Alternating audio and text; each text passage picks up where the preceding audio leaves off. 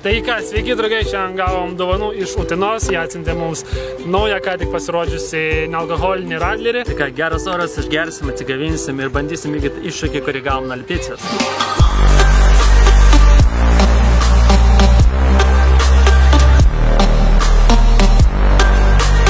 O čia mes turim, kaip matot, 2 poras sušaldytų marškinėlių, kurias mes ir bandysim atšaldyti. Nu tai ką, pradedam.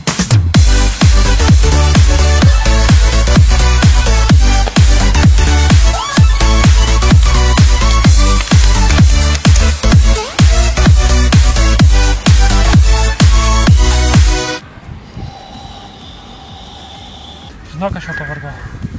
O tu?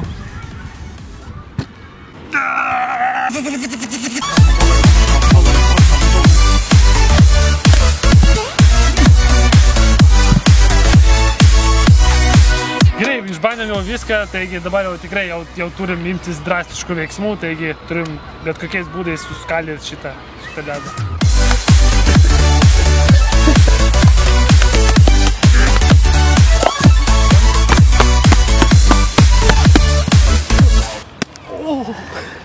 Blogas planas.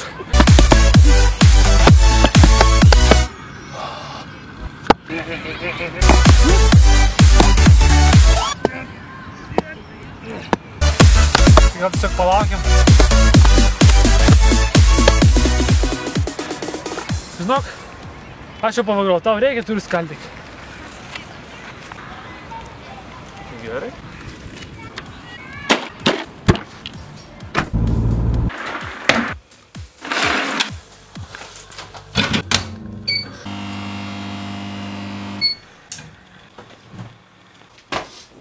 Va, imk, neišmanėlė.